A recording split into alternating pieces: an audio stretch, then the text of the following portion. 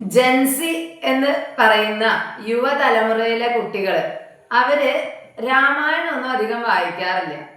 Action സിനിമകളൊക്കെ കാണും, detective comics കാണും. അതിലൊക്കെ കുറെ സൂപ്പർ ഹീറോസ് ഉണ്ട്. Iron Man, captain America, Minnal Murali, Spiderman, ഇവരൊക്കെ.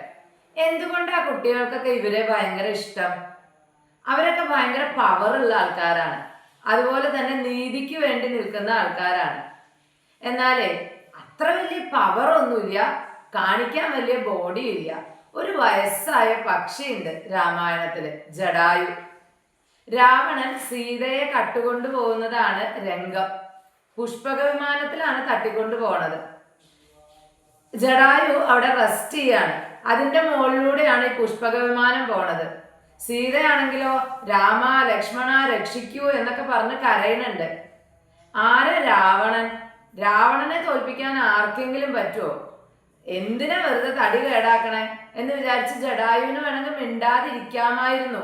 പക്ഷെ ജടായു എന്താ ചെയ്തത്? പുഷ്പക വിമാനത്തിന്റെ മുൻപിൽ അങ്ങോട്ട് കയറി നിന്ന് തടുക്കുകയാണ്. അനീതി കണ്ടിട്ട് മിണ്ടാണ്ടിരിക്കാൻ വയ്യ.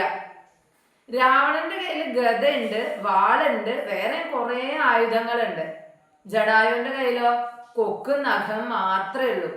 അത് ഉപയോഗിച്ച് പറ്റാവുന്നത്രയൊക്കെ പൊരുതി നിന്നു ജടായു. അവസാനം ചന്ദ്രഹാസം എന്നുള്ള വാളുകൊണ്ട് രാവണൻ ജടായുവിന്റെ ചിറക് രണ്ടു അരിയാണ്. അങ്ങനെ താഴേക്ക് വീഴാണ് ജടായു. പക്ഷെ തന്റെ ജീവൻ കളയാതെ അവിടെ കാത്തു കിടന്നു രാമൻ വരണ വരെ. ദശരഥന്റെ പണ്ടത്തെ ചങ്ങാതിയാണ് ജടായു. അങ്ങനെ രാമൻ വന്നു, രാമനോട് പറഞ്ഞു സീതയെ ആരാ കൊണ്ടുപോയത്, എവിടേക്കാ കൊണ്ടുപോയത് എന്നുള്ള ഹിന്റൊക്കെ പറഞ്ഞു കൊടുത്തു. അതിനുശേഷം രാമന്റെ മടിയിൽ തല വെച്ചിട്ടാണ് ജടായു അന്ത്യശ്വാസം വലിക്കുന്നത്. ഈ ജടായുവിൽ നിന്ന് നമ്മൾ പഠിക്കുന്ന പാഠം എന്താ?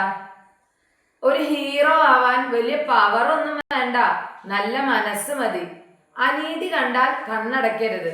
തോറ്റാലും ജയിച്ചാലും നമ്മളെ കൊണ്ട് പറ്റുന്ന വിധത്തില് നീതിക്ക് വേണ്ടി പോരാടണം എന്നുള്ളൊരു പാഠമാണ് ജടായു നമ്മളെ പഠിപ്പിക്കുന്നത്.